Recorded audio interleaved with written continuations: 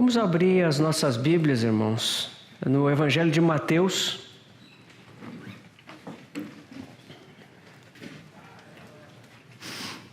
Evangelho de Mateus, no capítulo 28. No finzinho do Evangelho de Mateus. Versículos 16 a 20. Seguiram os 11 discípulos para a Galiléia, para o monte que Jesus lhes designara. E quando o viram, o adoraram, mas alguns duvidaram. Jesus, aproximando-se, falou-lhes dizendo: toda a autoridade me foi dada no céu e na terra. Ide, portanto, fazei discípulos de todas as nações, batizando-os em nome do Pai, e do Filho e do Espírito Santo, ensinando-os a guardar todas as coisas que vos tenho ordenado. E eis que estou convosco todos os dias, até a consumação do século. A ênfase aqui é: toda a autoridade me foi dada no céu e na terra. O Evangelho de Lucas, no capítulo 24. Lucas 24, versículos 50 a 52. Podemos ler desde o versículo 49. Lucas 24, 49 até 52. Eis que envio sobre vós a promessa de meu Pai. Permanecei, pois, na cidade, até que do alto sejais revestidos de poder. Então os levou para Betânia e, erguendo as mãos, os abençoou. Aconteceu que, enquanto os abençoava, ia se retirando deles, sendo elevado para o céu. Então eles, adorando-o, voltaram para Jerusalém, tomados de grande júbilo. Atos, capítulo 1. Atos, capítulo 1, versículos de 1 a 11. Escrevi o primeiro livro, ó Teófilo, relatando todas as coisas que Jesus começou a fazer e a ensinar, até ao dia em que, depois de haver dado mandamentos por intermédio do Espírito Santo aos apóstolos que escolhera, foi elevado às alturas. A estes também, depois de ter padecido, se apresentou vivo, com muitas provas incontestáveis, aparecendo-lhes durante 40 dias e falando das coisas concernentes ao reino de Deus. E comendo com eles, determinou-lhes que não se ausentassem de Jerusalém, mas que esperassem a promessa do Pai, a qual, disse ele, de mim ouvistes. Porque João, na verdade, batizou com água, mas vós sereis batizados com o Espírito Santo não muito depois destes dias. Então os que estavam reunidos lhe perguntaram: Senhor, será este o tempo em que restaures o reino a Israel? Respondeu-lhes: não vos compete conhecer tempos ou épocas que o Pai reservou pela sua exclusiva autoridade. Mas recebereis poder ao descer sobre vós o Espírito Santo, e sereis minhas testemunhas, tanto em Jerusalém, como em toda a Judéia e Samaria, e até os confins da terra. Ditas estas palavras, foi Jesus elevado às alturas, à vista deles, e uma nuvem o encobriu dos seus olhos. Estando eles com os olhos fitos no céu, enquanto Jesus subia, eis que 2 varões vestidos de branco se puseram ao lado deles e lhes disseram: varões galileus, por que estáis olhando para as alturas? Esse Jesus, que dentre vós foi assunto ao céu, virá do modo como o vistes subir. Vamos orar. Senhor, nós estamos aqui diante da Tua palavra e nós rogamos que o Teu Espírito Santo sopre sobre a Tua palavra e a torne viva, operante para nós. Senhor, que ela seja uma palavra viva como uma espada de 2 gumes e que ela penetre para dividir alma e espírito. Que ela possa discernir os pensamentos e propósitos do nosso coração. E ao fazer isso, que ela venha trazer o que é teu, o que é celestial, e venha edificar, Pai amado, a vida do teu Filho nas nossas vidas. Encomendamos esses momentos nas tuas mãos, Senhor, crendo na tua promessa e aguardando que tu fales com cada um de nós, para a glória do teu próprio nome, Senhor, no qual nós oramos. Amém.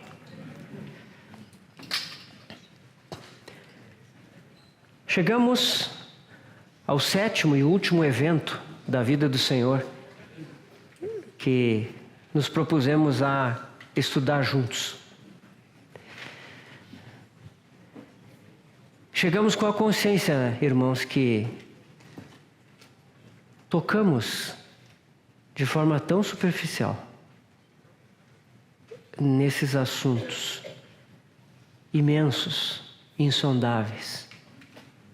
Mas, por outro lado, eu creio que todos nós temos muita alegria em poder tocar algo do nosso Senhor, conhecê-lo, entendê-lo de uma forma um pouco mais profunda. Esses 7 eventos são tão importantes. Há outros eventos na vida do Senhor, mas estamos estudando esses 7. Nós vemos que eles são muito importantes em si mesmos. E por isso nós precisamos contemplá-los em si mesmos. Nós somos muito subjetivos. Nós, quando nos achegamos a Deus, quando nos achegamos à palavra de Deus, às coisas de Deus, muitas vezes, irmãos, nós temos dificuldade em esquecer dos nossos problemas, das nossas necessidades, das nossas curiosidades. E nós nos aproximamos de Deus sempre muito conscientes de nós mesmos. Isso nos impede de contemplar as coisas de Deus. E nos impede de contemplar o Filho de Deus na sua própria beleza e glória. Por isso esses eventos são importantes, em que nós os consideremos em si mesmos, na pessoa do nosso Senhor. Mas claro, em seguida, também devemos considerá-los nas consequências gloriosas que eles têm para conosco. Chegamos à ascensão. A ascensão do nosso Senhor. E da mesma forma, essa ascensão, ela tem um valor muito alto em relação ao seu significado para o Senhor.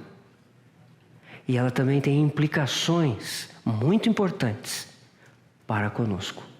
Nós vamos tentar ver isso. Nós vamos tentar ver, em primeiro lugar, as evidências da ascensão. E vamos apresentar 2. A palavra de Deus, evidentemente. Depois nós vamos ver o significado da ascensão para o Senhor. E vamos ver 5 aspectos que mostram como a ascensão foi importante na vida do Senhor. E finalmente, a importância da ascensão para nós. Nós vamos ver 3 aspectos disso. Então vamos tentar percorrer no tempo que tivermos aqui. A ascensão do Senhor, ela já, lá no Salmo 68, no Antigo Testamento, já existe uma maravilhosa antecipação da ascensão. Salmo 68, 18.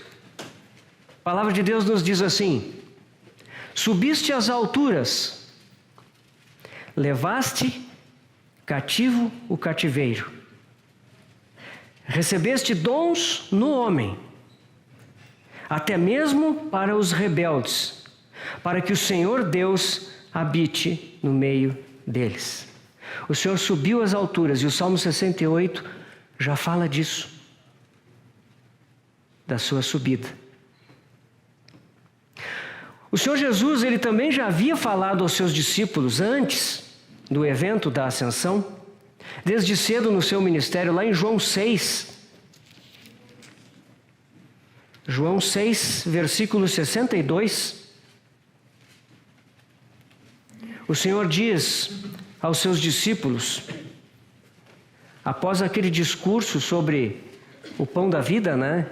Em que ele fala de comer a sua própria carne e beber o seu próprio sangue, muitos ficam escandalizados, e o Senhor pergunta: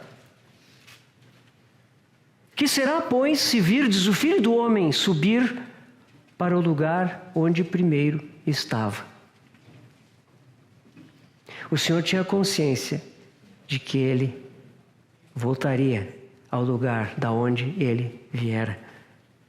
No próximo capítulo de João 7, versículo 33, o Senhor diz aos seus discípulos e aos que o ouviam, na multidão que havia crido nele ali em Jerusalém, né? Ele diz: ainda por um pouco de tempo estou convosco, e depois irei para junto daquele que me enviou. O Senhor sabia que ele iria voltar para o Pai. E ele é mais claro com os seus discípulos aí, no capítulo 16 de João.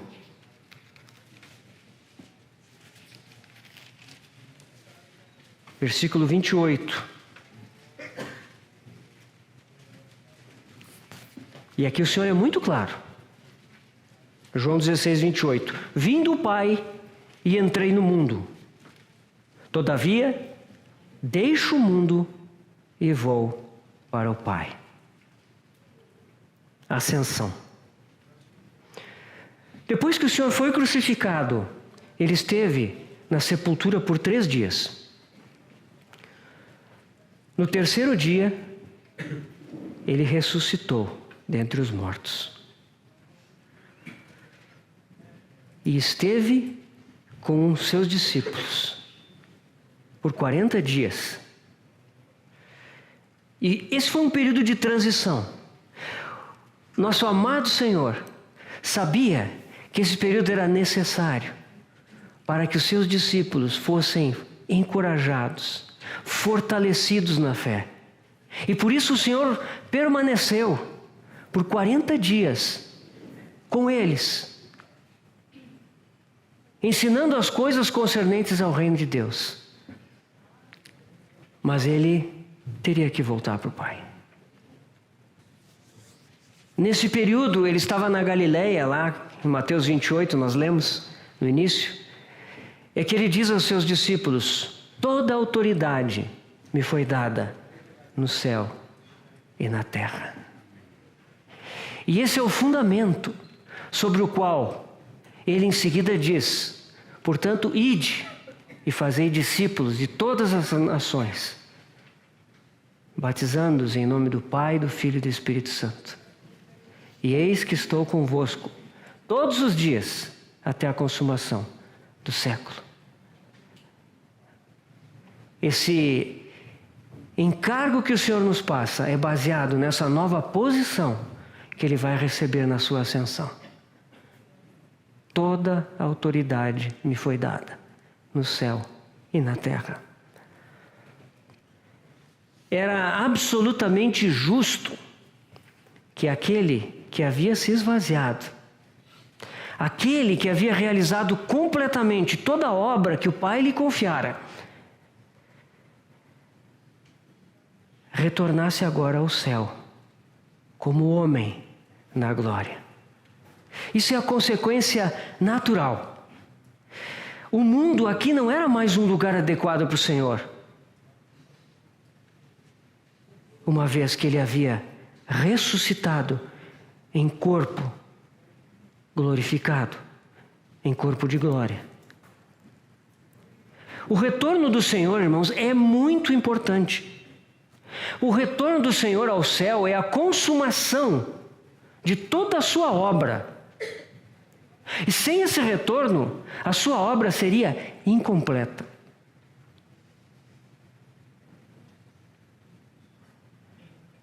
Ele, como Filho de Deus, agora, ao ascender em sua assunção, ele retoma as funções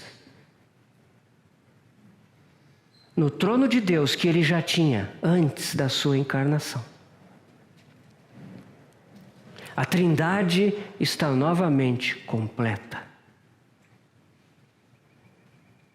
Mas, além disso, ele assume novas funções agora, como o Filho do Homem glorificado. E isso é muito importante. Na ascensão, o nosso Senhor não somente retoma a posição que tinha antes, mas ele assume novas funções em consequência da sua humanidade glorificada. A ascensão ela é brevemente descrita em Marcos e Lucas. Nós lemos no início o trecho de Lucas. Atos tem um quadro mais amplo. E nós vimos ali que o Senhor estava com os seus discípulos no Monte das Oliveiras. E após instrução, conversa com os seus discípulos, Lucas nos diz que ele os abençoou. E é nessa posição, abençoando os seus discípulos, que ele começa a ser elevado às alturas. Ele sobe, o Senhor não desapareceu.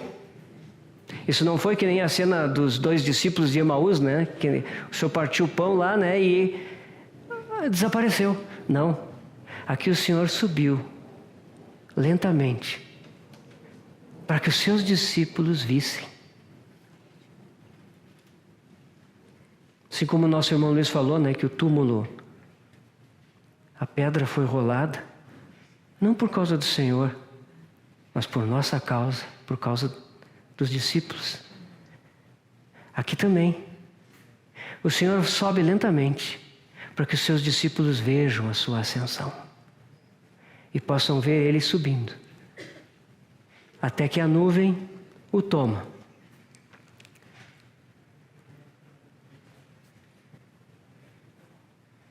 Depois que ele sumiu, que ele desapareceu naquela nuvem, a grande pergunta é: será que ele foi ao céu? Será que ele chegou lá mesmo? O que será que aconteceu? Eles viram, seus olhos contemplaram o Senhor até aquela nuvem. O que aconteceu depois? Isso é muito importante para nós. E certamente o Senhor não deixaria os seus discípulos sem uma certeza com relação a isso. Quais são as evidências da ascensão do Senhor?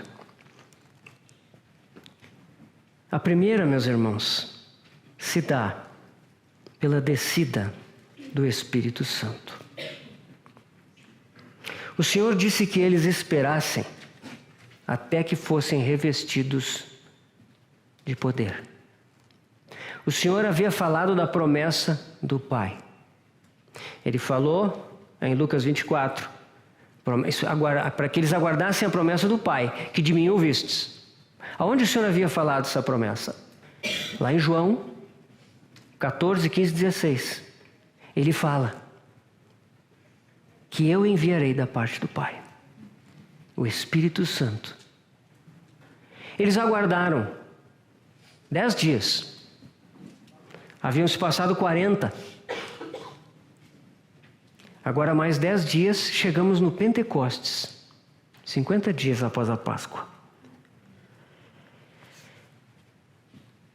120 discípulos estavam orando naquele cenáculo em Jerusalém.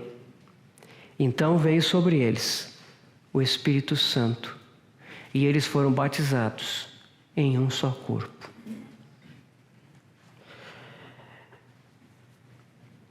Eles estavam esperando a promessa do Pai. E Pedro, em seguida desse evento, faz um discurso.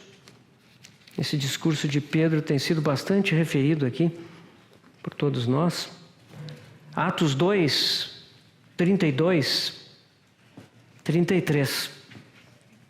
Pedro testemunha assim: a este Jesus Deus ressuscitou, do que todos nós somos testemunhas. Exaltado, pois, à destra de Deus, tendo recebido do Pai a promessa do Espírito Santo, derramou isto que vedes e ouvis. Ele recebeu a promessa do Pai e ele derramou o Espírito Santo. Então, irmãos, o dia de Pentecostes, a vida do Espírito Santo, a manifestação do Espírito Santo sobre aqueles 120 irmãos, foi a evidência, a prova de que o Senhor chegou ao céu, recebeu a promessa do Pai e derramou o Espírito Santo. E essa manifestação é a evidência de que o Senhor chegou ao céu. Há uma outra evidência também. Essa evidência se encontra lá em Apocalipse, no capítulo 5. Vamos ler. Esse capítulo é curto, de 1 a 14. Eu gostaria de ler esse capítulo com os irmãos. Nós estamos numa conferência de treinamento e eu sei que tem muitos jovens aqui. E alguns não tão jovens, mas com um espírito jovem, no sentido de desejarem ser usados pelo Senhor, né? Às vezes até o corpo já está um pouco mais desgastado, mas lá dentro no espírito tem um desejo de servir o Senhor, né?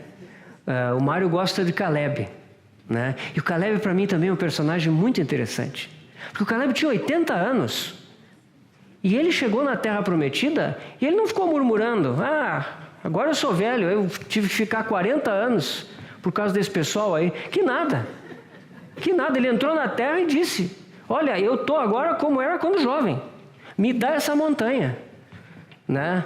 E foi lá e conquistou. E essa era a disposição. Então que o Senhor nos encontre com essa disposição sempre. Né? Sejamos jovens ou se não nem tão jovens fisicamente, mas esse é o espírito que o Senhor quer que nós tenhamos. O espírito de conquista. Ao final da nossa mensagem de hoje nós vamos falar por que isso é importante, em vista da ascensão do Senhor. Mas nós vamos ler esse capítulo. E eu queria dizer, já como nós estamos em treinamento, se você quer ministrar a palavra de Deus, é muito importante ler a palavra de Deus pausadamente, com reverência, com entonação.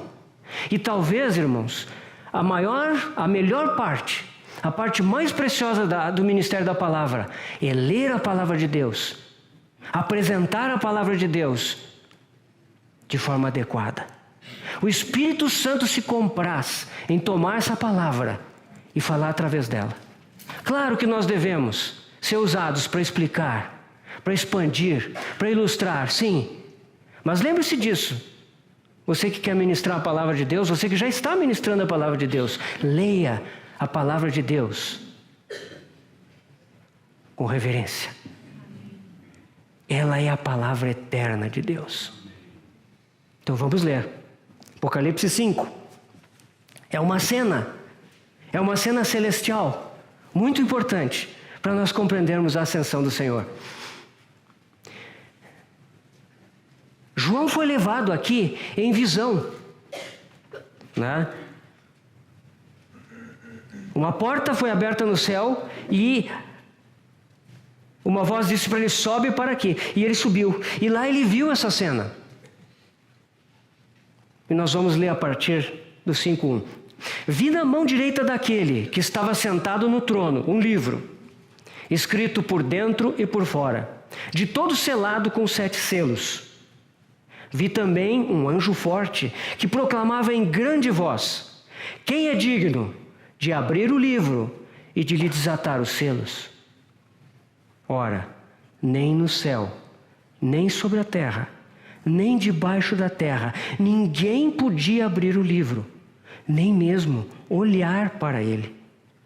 E eu chorava muito, porque ninguém foi achado digno de abrir o livro, nem mesmo de olhar para ele. Todavia, um dos anciãos me disse: não chores. Eis que o leão da tribo de Judá, a raiz de Davi, venceu para abrir o livro e os seus 7 selos. Então vi no meio do trono e dos 4 seres viventes e entre os anciãos, de pé, um cordeiro como tendo sido morto. Ele tinha 7 chifres, bem como 7 olhos, que são os 7 Espíritos de Deus enviados por toda a terra. Veio, pois, e tomou o livro da mão direita daquele que estava sentado no trono. E quando tomou o livro, os 4 seres viventes e os 24 anciãos prostraram-se diante do cordeiro, tendo cada um deles uma harpa e taças de ouro cheias de incenso, que são as orações dos santos. E entoavam um novo cântico, dizendo: digno és de tomar o livro e de abrir os selos, porque foste morto e com teu sangue compraste para Deus os que procedem de toda a tribo, língua, povo e nação. E para o nosso Deus os constituíste reino e sacerdotes, e reinarão sobre a terra. Vi e ouvi uma voz de muitos anjos ao redor do trono, dos seres viventes e dos anciãos, cujo número era de milhões e milhares de milhares, proclamando em grande voz: digno é o cordeiro que foi morto de receber o poder, e riqueza, e sabedoria, e força, e honra, e glória, e louvor. Então ouvi que toda a criatura que há no céu e sobre a terra, debaixo da terra e sobre o mar, e tudo que neles há, estava dizendo: aquele que está sentado no trono e ao Cordeiro, seja o louvor, e a honra, e a glória, e o domínio pelos séculos dos séculos. E os 4 seres viventes respondiam: amém. Também os anciãos prostraram-se e adoraram. Meus irmãos, talvez pudéssemos terminar aqui mesmo, para falar sobre a ascensão do Senhor. Que cena é essa? João é levado até o trono, e lá ele comparece diante daquela proclamação. Ele ouve aquele anjo proclamando: quem é digno de tomar o livro e abrir-lhe os selos? Há um livro que está nas mãos de Deus Pai. Esse livro é a escritura do universo, é o certificado de propriedade de todo o mundo que Deus criou. Deus criou o homem para dominar, para reinar nesse mundo. Mas o homem caiu. E por causa disso, aquele anjo faz aquela proclamação: quem é digno de tomar o livro e abrir os selos? Meus irmãos, quantas vezes esse anjo compareceu para fazer essa proclamação? Nós não sabemos. Mas nós sabemos que João viu aquela cena. E quando o anjo disse aquelas palavras, houve um silêncio no céu. E aquele silêncio permaneceu. E nada aconteceu. João chorou. Chorou muito. É um choro convulsivo, de desespero. Porque ninguém foi achado digno de tomar o livro. Ninguém foi achado digno de receber a propriedade do universo e tomar de volta o universo para Deus, segundo seu propósito. João chora e chora, até que o anjo diz: não chores. o leão da tribo de Judá, a raiz de Davi, venceu para abrir o livro e os seus 7 selos. Então João olha, mas não é um leão que ele vê um cordeiro. Um cordeiro que foi morto. Mas ele está vivo. O que é isso? Ressurreição. Ele morreu realmente, mas ele ressuscitou. E ele compareceu diante do Pai. O nosso Cordeiro, o Cordeiro de Deus, vencedor. Ele venceu na cruz do Calvário.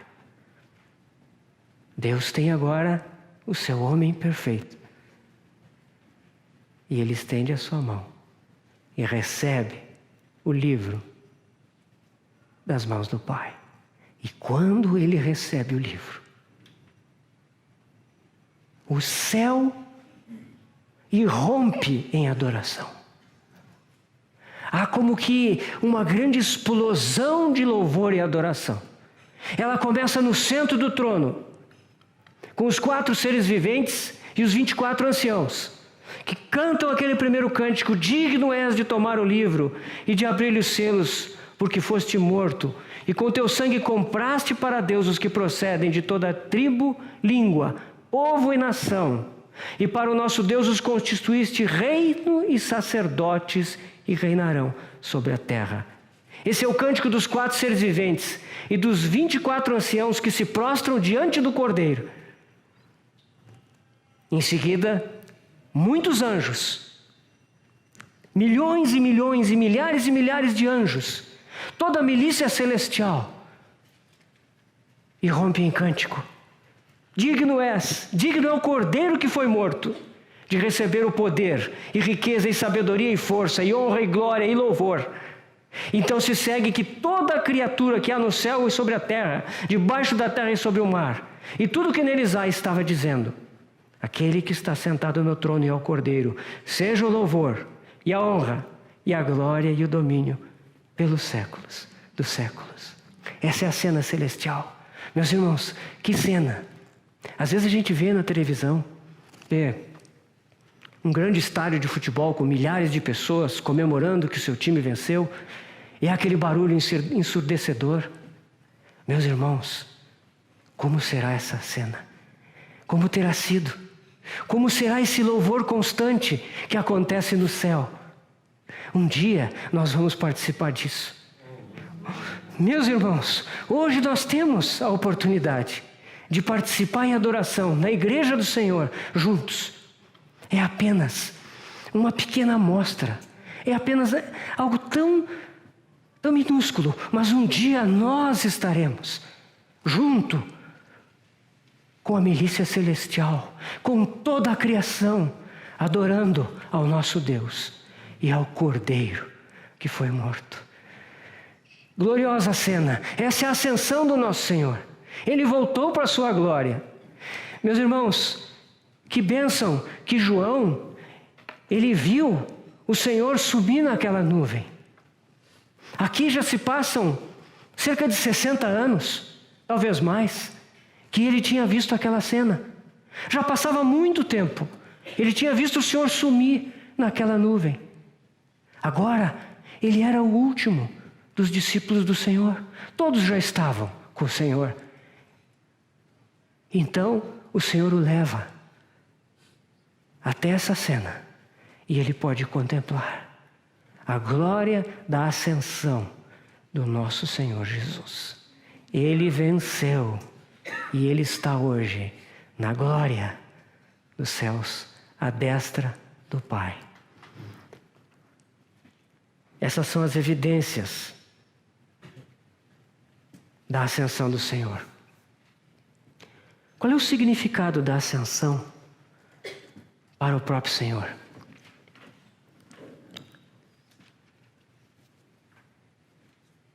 João 17,5, no Evangelho de João, João fala a respeito disso. João 17,5, naquela que é conhecida como oração sacerdotal do Senhor, né? Quando ele se despede dos seus discípulos, ele faz aquela oração. antes de ir para o jardim de Getsêmani. E no versículo 5 ele diz assim: e agora, glorifica-me, ó Pai, contigo mesmo, com a glória que eu tive junto de ti, antes que houvesse mundo. Antes da encarnação, o nosso Senhor compartilhava da glória da Trindade com Deus Pai e Deus Espírito. Ele habitava na glória e ele compartilhava daquela glória com o Pai e com o Espírito. Mas nós sabemos que ele deixou aquele lugar onde ele era adorado, honrado, glorificado, e se esvaziou dessa glória. Se esvaziou das prerrogativas da sua deidade, não da sua natureza divina. Jamais ele poderia fazer isso. Mas ele deixou todos os privilégios e glórias da sua habitação celestial para ser um de nós. Se esvaziou, viveu como servo, como homem, em humildade. Uma vez que ele cumpria, nesse momento, completava a missão que o Pai lhe dera, ele voltaria, retornaria ao seu Pai, retornaria a essa glória que ele já tinha, a glória que eu tive junto de ti, antes que houvesse mundo, por toda a eternidade. Então, agora o Senhor vai retornar à sua posição. Ele é o Filho de Deus e ele vai voltar àquela posição de glória. Ele vai voltar à posição de onipotência, de autoridade absoluta, de onipresença, de poder estar em todos os lugares ao mesmo tempo, de onisciência, de saber e ter conhecimento de todas as coisas. Agora o Senhor vai voltar. Ele é o Filho de Deus e, portanto, tendo cumprido a sua missão, ele retorna para aquela glória que ele já tinha.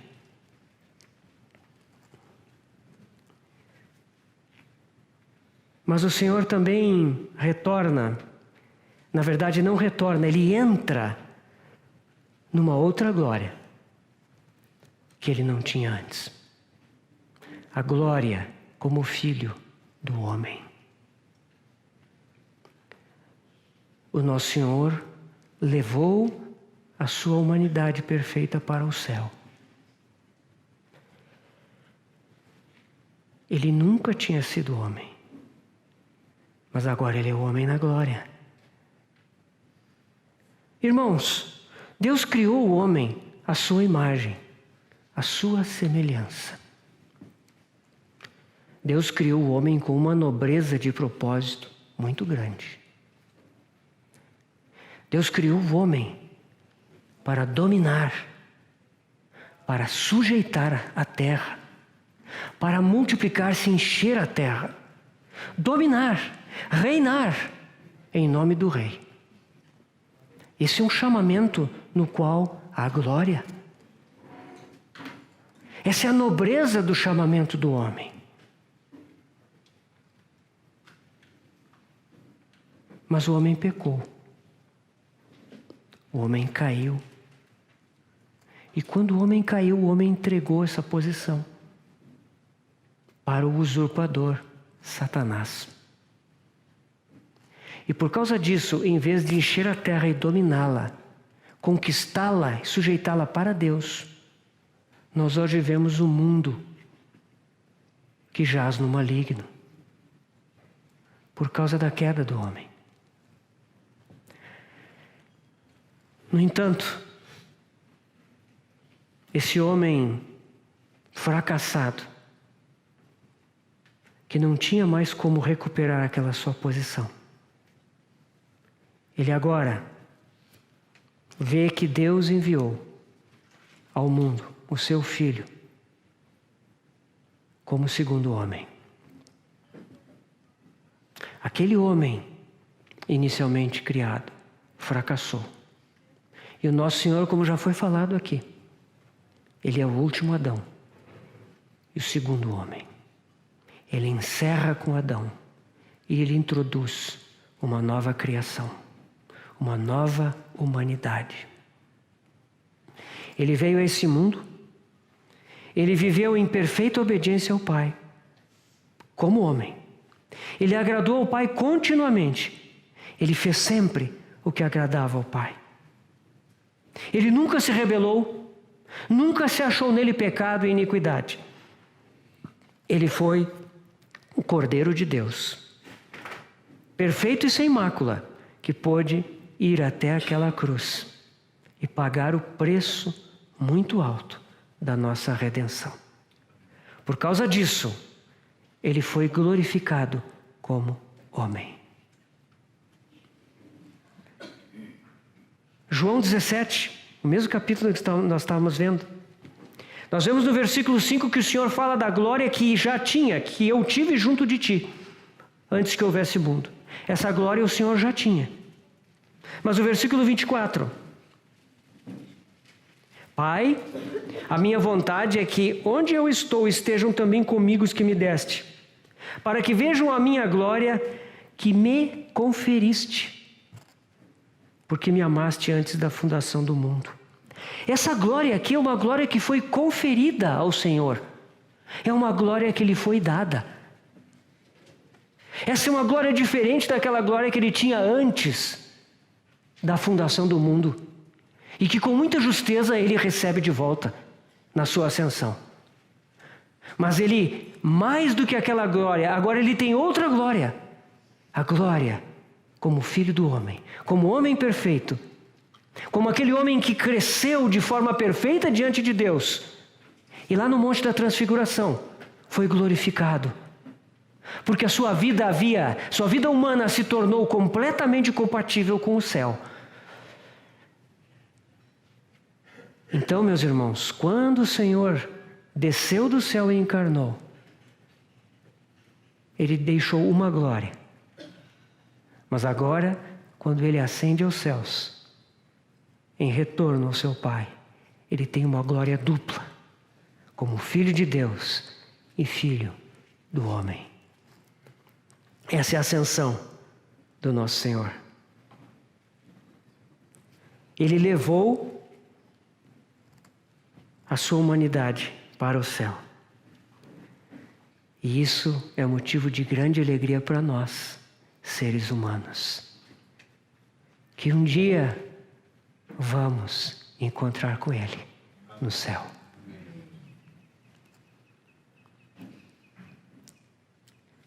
Então, a ascensão do Senhor significa essas duas glórias, como Filho de Deus e Filho do homem, que Ele recebe. A ascensão do Senhor significa uma terceira coisa. O Senhor recebe a sua herança. Lá no Salmo 2, nós já lemos esse salmo aqui. O Salmo 2 nos fala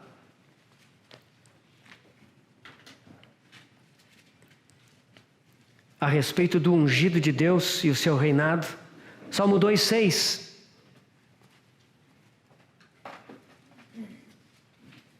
Na verdade, 2:8. Salmo 2:8. Esse salmo fala do ungido de Deus. Esse salmo fala que as nações estão enfurecidas. E Deus fala do seu rei que Ele constituiu sobre o meu santo monte Sião. E aí no versículo 8, a respeito do Filho: pede-me, e eu te darei as nações por herança, e as extremidades da terra por tua possessão. As nações são herança do Senhor.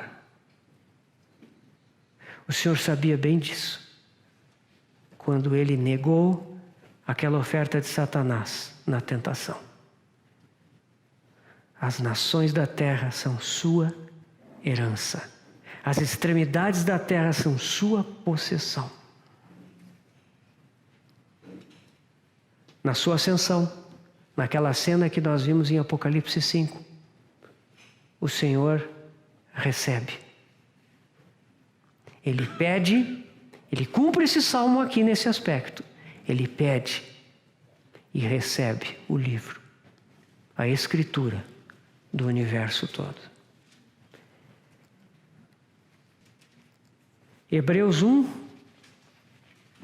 se quiserem deixar no Salmo 2, como nós vamos voltar para ele logo em seguida, mas Hebreus 1, capítulo 1 de Hebreus nos fala sobre a herança do Senhor. Hebreus 1, 1 e 2. Havendo Deus outrora falado muitas vezes, ou em muitas partes, e de muitas maneiras aos pais pelos profetas, nesses últimos dias nos falou no Filho, a quem constituiu herdeiro de todas as coisas, pelo qual também fez o universo. Nós já falamos sobre isso na encarnação. O universo foi criado pelo Pai, em amor para com o Filho. O universo foi criado para ser dado pelo Pai ao Filho. O Pai desejou dar o universo e o homem no universo para o seu Filho. E por isso tudo foi criado.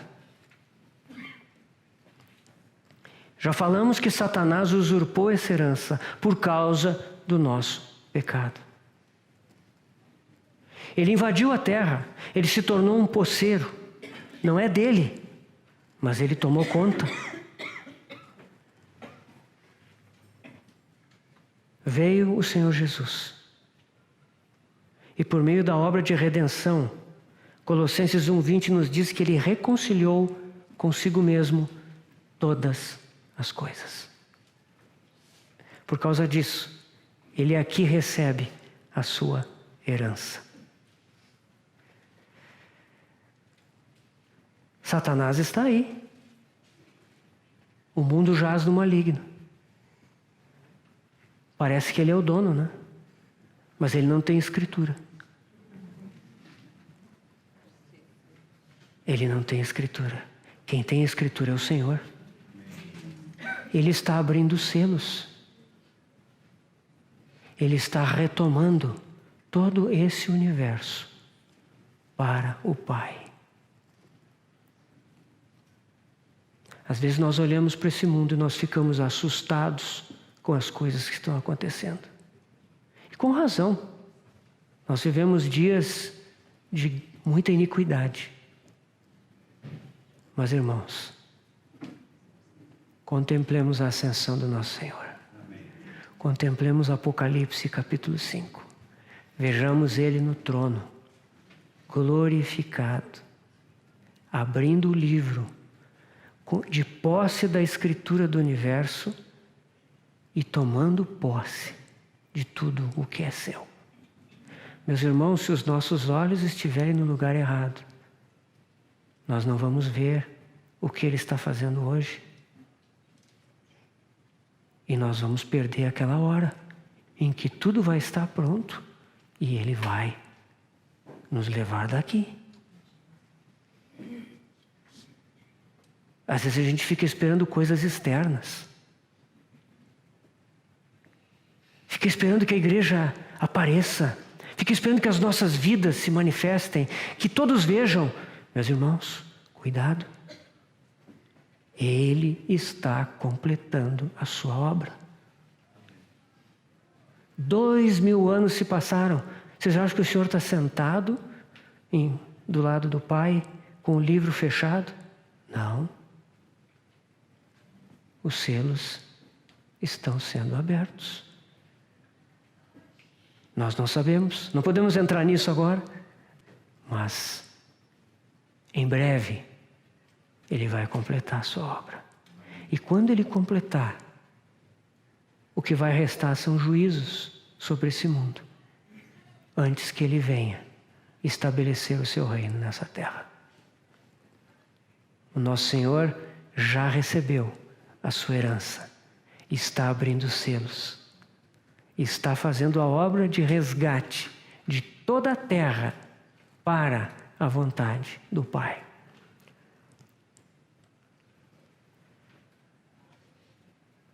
Junto com isso, o Salmo 2 também fala que ele recebeu a herança, mas que ele foi ungido rei. Ele foi ungido rei. Diante da revolta das nações, da fúria dos gentios, da conspiração contra o Senhor e contra o seu ungido, o Senhor diz o seguinte: eu, porém, constituí o meu rei sobre o meu santo monte, Sião. Na ascensão do Senhor, ele foi constituído rei. Em Atos 2,36, no discurso de Pedro, ele diz o seguinte: este Jesus, a quem vós crucificastes, Deus o fez Senhor e Cristo. Toda autoridade lhe foi dada no céu e na terra. O Senhor está em autoridade. Ele é o Rei dos Reis hoje.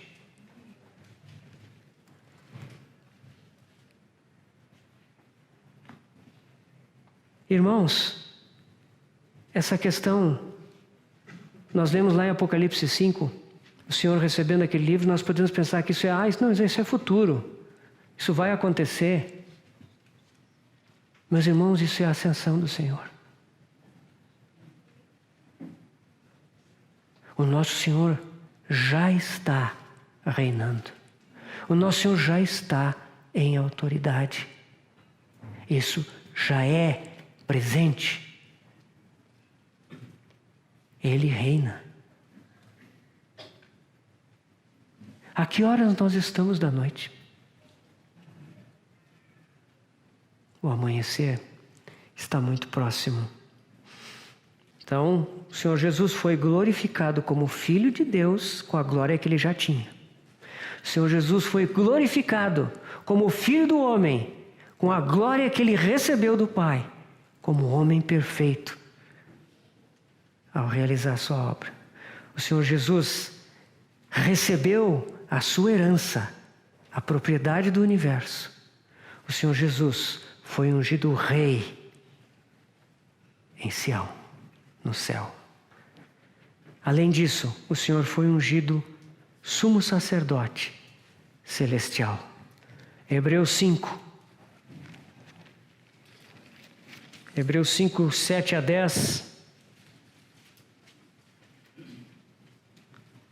Ele, Jesus, nos dias da sua carne, tendo oferecido com forte clamor e lágrimas, orações e súplicas a quem o podia livrar da morte, e tendo sido ouvido por causa da sua piedade, embora sendo filho, aprendeu a obediência pelas coisas que sofreu. E tendo sido aperfeiçoado, tornou-se o autor da salvação eterna para todos os que lhe obedecem. Tendo sido nomeado por Deus sumo sacerdote, segundo a ordem de Melquisedeque. Ele é o sumo sacerdote da nossa confissão, diz lá Hebreus 3:1. O Salmo 133 nos fala da unção do sumo sacerdote, né? Falando da comunhão, né? Cântico dos Degraus, falando da comunhão, né? Então ali diz que é como óleo que desce pela barba de Arão e que desce até a tradução atualizada diz a gola das suas vestes. Infelizmente é a orla, é a bainha das suas vestes. É um óleo que vem e desce e ele cobre todo o corpo. O que é isso? Isso é o Espírito Santo no dia de Pentecostes. O Senhor chegou ao céu na sua ascensão e ele foi ungido. A promessa do Pai. O Espírito foi derramado sobre a cabeça, mas ele desceu e cobriu todo o corpo aqui na terra. E a igreja foi formada. A mesma unção da cabeça é a unção que cobre todo o corpo.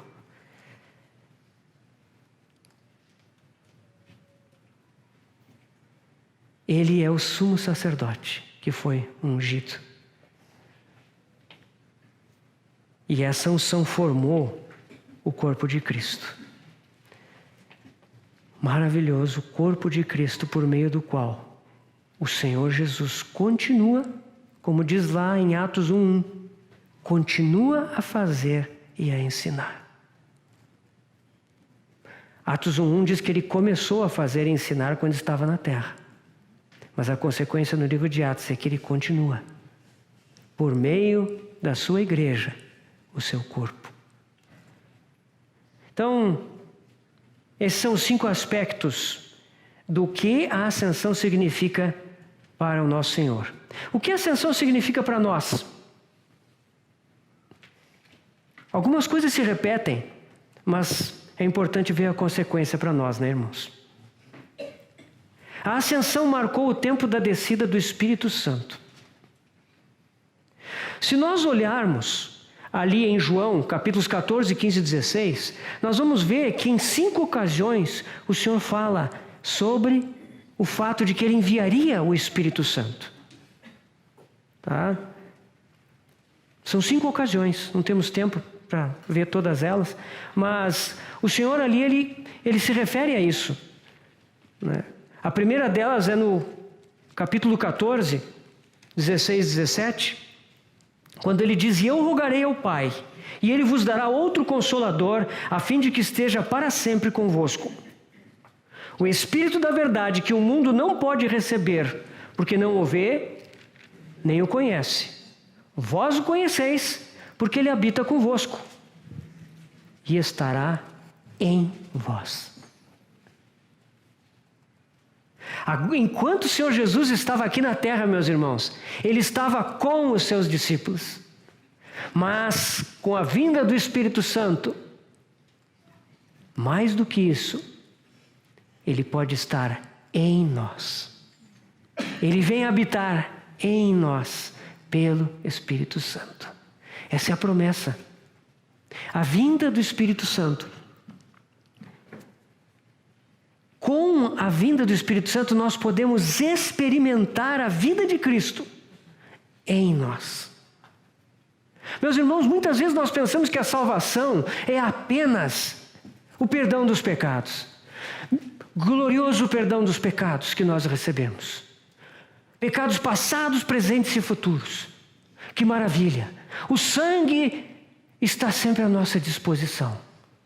E nós podemos ser perdoados, reconciliados. Bendito sangue derramado pelo nosso Senhor. Amém.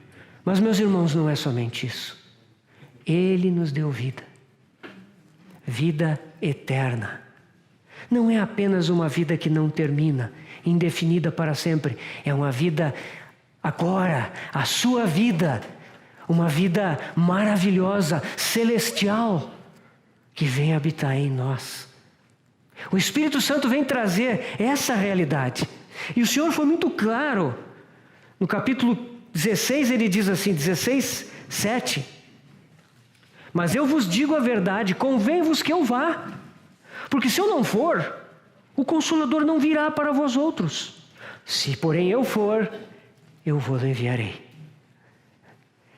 O Senhor tinha que subir, ascender ao céu, para poder enviar o Consolador.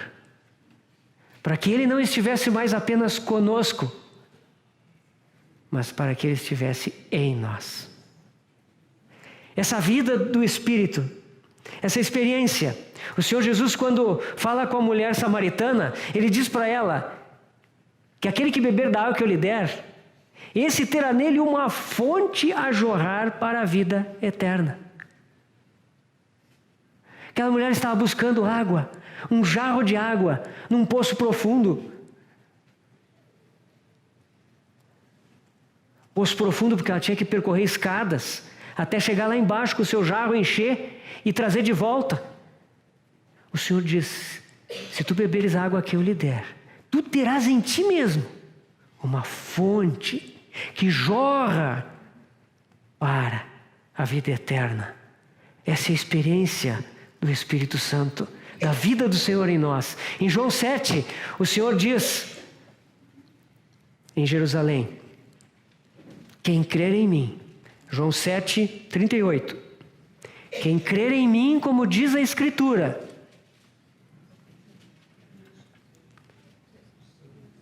como é que diz depois? De água viva. Rios de água viva. Pensem nisso, irmãos, que fluem do interior. Essa é a experiência do Espírito Santo. Fonte a jorrar para a vida eterna. Rios de água viva. Maravilhosa promessa. Isso foi por causa da ascensão do Senhor. Ele enviou o Espírito Santo. E agora a sua vida transborda, flui em nós. Por isso, irmãos, João 7 disse isso a respeito do Espírito, que haveriam de receber todos que nele crescem, porque o Espírito ainda não havia sido dado, porque Jesus não tinha sido glorificado. Então, o Evangelho de João nos explica, esse é o Espírito. Por isso, irmãos, andemos no Espírito. Sejamos cheios do Espírito. Não entristeçamos o Espírito. Não apaguemos o Espírito. Não resistamos ao Espírito de Deus. A ascensão, então, para nós foi muito importante, porque nela o Espírito Santo foi derramado e nós recebemos em nós a vida do Senhor.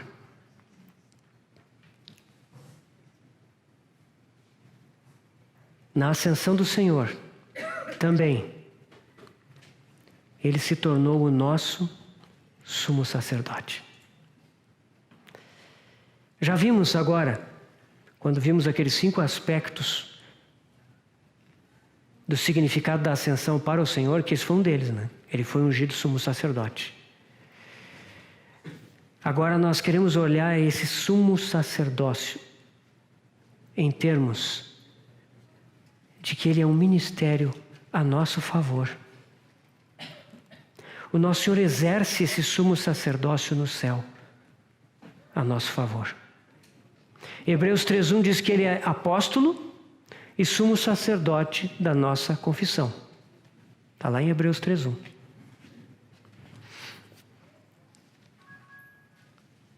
O que é o apóstolo? A palavra apóstolo quer dizer enviado, né? Os irmãos sabem.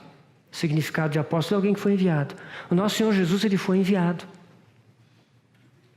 E como enviado, ele veio do céu a esse mundo, se fez homem, habitou entre nós,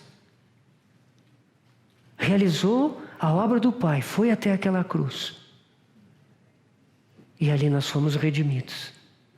Dali o nosso apóstolo voltou para o céu.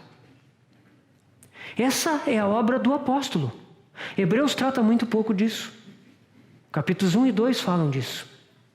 Mas a grande parte do conteúdo da Epístola aos Hebreus é com a segunda parte, o sumo sacerdócio do nosso Senhor. Ele é o nosso sumo sacerdote celestial. Ele no céu administra os efeitos da sua obra para que sejam efetivos e reais em nós. Ele fez uma obra por nós, meus irmãos, uma obra completa e total. Agora, como nosso sumo sacerdote, ele administra essa obra de maneira que ela seja real em cada um de nós, em todos os seus aspectos. Meus irmãos, se não fosse o sacerdócio do Senhor no céu, nós não teríamos como viver a nossa vida cristã. Nós podemos viver a nossa vida cristã porque Ele é o nosso sumo sacerdote.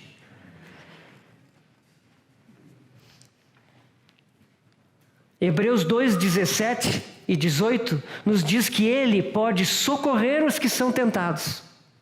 E Ele sempre socorre. Hebreus 4, 15 diz que Ele se compadece das nossas fraquezas. Ele tem compaixão de nós. Hebreus 7:25 nos diz que Ele pode nos salvar totalmente. E esse aqui nós temos que ler. Essas coisas gloriosas assim. Hebreus 7:25. Por isso, também pode salvar totalmente os que por Ele se chegam a Deus. Só essa parte. Ele pode salvar totalmente. Esse termo aqui, meus irmãos, totalmente, quer dizer não só que Ele nos salva completamente, que Ele nos leva à plenitude da salvação, mas que Ele continuamente nos salva. Ele é capaz de nos manter na salvação todo o tempo, pelo seu ministério celestial. Isso é salvar totalmente, continuamente, completamente, em plenitude. Ele pode salvar totalmente. Por quê? Vivendo sempre para interceder por eles. Ele vive para interceder por nós. Meus irmãos, nós esquecemos do Senhor a maior parte do tempo. Nós estamos ocupados com as nossas coisas, com as nossas contingências. Nós temos tantas necessidades, somos tão limitados. O nosso Senhor jamais deixa de interceder por nós. Ele vive para interceder por nós. Meus irmãos, essa intercessão não é uma intercessão geral. Como se ele dissesse lá em cima, abençoa aquele pessoal lá da conferência. Não, irmãos. Ele ora pessoalmente por cada um de nós. Ele conhece as nossas circunstâncias. Ele nos acompanha nos detalhes da nossa vida. Ele está sempre conosco. Por isso Ele intercede por cada aspecto. Nós não sabemos o que vai acontecer daqui a pouco, amanhã. Ele sabe. E Ele nos acompanha. E Ele intercede por nós. É um ofício do nosso Senhor exaltado. Quando Ele estava aqui, em carne, Ele não podia fazer isso. Ele estava limitado pela sua humanidade. Agora Ele está de volta ao céu. A sua onipotência, onisciência, onipresença. E por isso Ele é capaz de interceder pessoalmente por cada um de nós. Continuamente. Que glória! Esse é o ministério do Senhor. Outra coisa, a oração do Senhor não é uma oração de petição ao Pai para que Ele faça algo por nós. Não. O Senhor reivindica com base na sua obra, com base na sua conquista, na sua pessoa. Ele reivindica continuamente os efeitos da sua redenção para cada um de nós. É uma oração de autoridade, para que em nós seja real tudo o que Deus preparou para nós. Meus irmãos, que ministério, que sacerdócio que o nosso Senhor exerce no céu. Meus irmãos, nós precisamos contemplar esse sacerdócio. Nós precisamos ver o Senhor fazendo essa oração, porque isso vai nos encorajar, isso vai nos levantar, isso vai nos erguer das nossas circunstâncias, isso vai alimentar a nossa fé. Esse é o sacerdócio celestial do nosso Senhor por nós. Glórias a Ele por isso. Ele conquistou isso. Ele ascendeu ao céu. E agora Ele pode exercer esse ministério. Sem dúvida, Ele está muito ocupado, abrindo selos, cuidando dos grandes eventos, cuidando das nações, cuidando do programa de Deus. Sem dúvida. Mas Ele é onipotente. E juntamente com isso, Ele cuida de mim e de ti, meu irmão, minha irmã, em cada detalhe. Ele nunca nos abandona. Está sempre conosco até a consumação do século. Glórias a Deus pelo nosso Senhor, pela sua intercessão. A ascensão do Senhor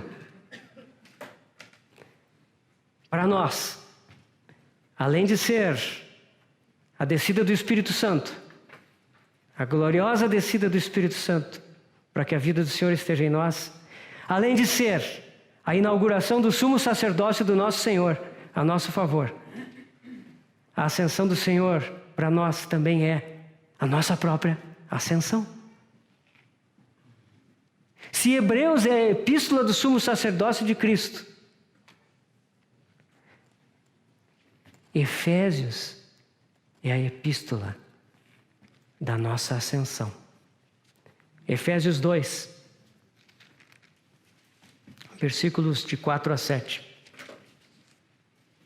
Mas Deus, sendo rico em misericórdia, por causa do grande amor com que nos amou, estando nós mortos em nossos delitos, nos deu vida juntamente com Cristo. Pela graça sois salvos. E juntamente com Ele nos ressuscitou e nos fez assentar nos lugares celestiais em Cristo Jesus.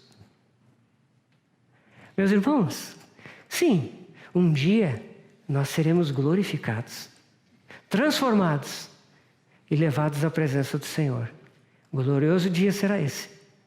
Mas aqui, Efésios, Paulo nos fala de uma experiência presente. Ele já nos fez assentar, juntamente com Ele, nos lugares celestiais, em Cristo Jesus. A morte do Senhor é a nossa morte. Glória a Deus por isso.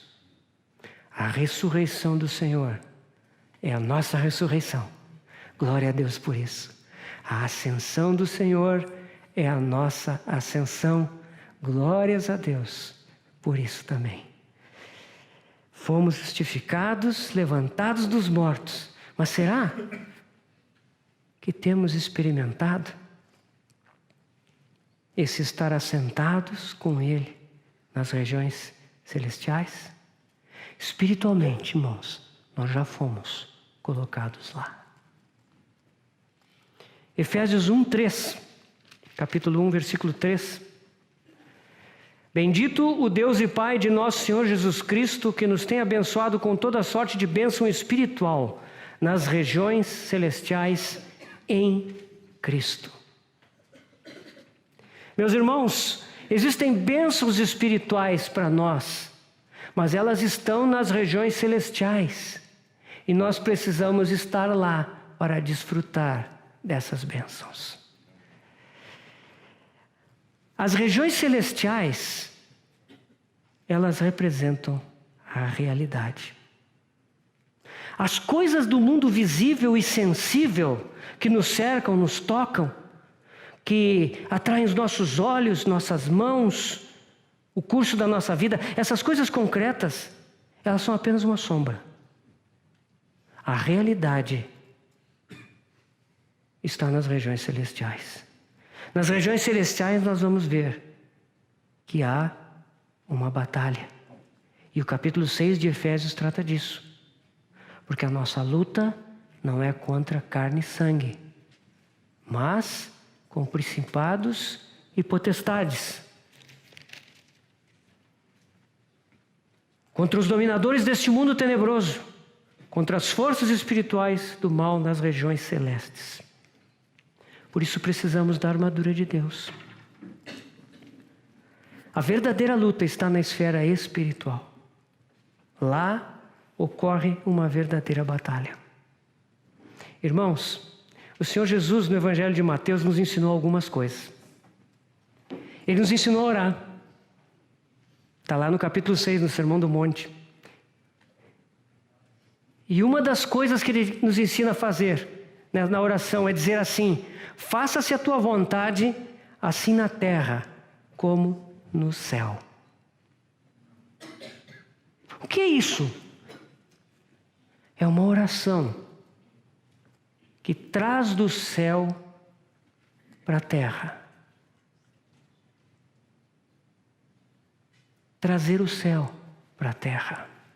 Quando Pedro faz a sua confissão, uma das coisas que o Senhor diz para ele é: dar-te as chaves do reino dos céus. O que ligares na terra terá sido ligado nos céus, e o que desligares na terra terá sido desligado nos céus. Vocês percebem? Ligar, desligar. uns dizem atar, desatar. Essa promessa não fica só aqui em Mateus 16, 19. Lá em Mateus 18, 18, o Senhor estende essa mesma promessa a todos os discípulos e a todos nós. Hoje nós devemos ligar na terra aquilo que está ligado nos céus. Desligar na terra aquilo que está desligado nos céus. Nós somos chamados a trazer o céu à terra. E por isso nós temos uma participação muito importante na ascensão do Senhor. Ele subiu aos céus e nós fomos assentados com Ele nas regiões celestiais, em Cristo Jesus. Meus irmãos, e nós precisamos conhecer o céu. Nós precisamos conhecer as regiões celestiais. Eu não estou falando aqui em ter uma experiência mística. Eu estou falando que nós precisamos de comunhão com o Senhor. Comunhão com o Senhor da glória. Comunhão com aquele trono lá de Apocalipse 5. Porque quando nós tivermos essa comunhão, nós vamos poder trazer as realidades celestiais aqui para a terra. A vontade de Deus aqui para a terra. Ligar, desligar. Esse é o chamamento da igreja. A igreja foi chamada para reivindicar a vitória de Cristo sobre todas as coisas, para aplicar a vitória de Cristo a todas as situações, até que tudo seja trazido aos pés do nosso Senhor. Por isso, a ascensão é tão importante. O Senhor subiu, Ele está na glória, Ele está em vitória. Ele reina, Ele é digno do louvor. Ele também é o nosso sumo sacerdote, que intercede por nós, em quem nós podemos confiar. E por causa dele, nós podemos nos levantar para viver uma vida celestial, uma vida de céu na terra, apesar dos problemas, apesar das dores, apesar das aflições, apesar das limitações, apesar da oposição. Nós olhamos para ele e nós vemos o nosso sumo sacerdote, o vencedor. Ele faz real toda a sua conquista na cruz do Calvário, para que nós possamos vencer dia após dia. Glorioso é o nosso Senhor. Vamos orar.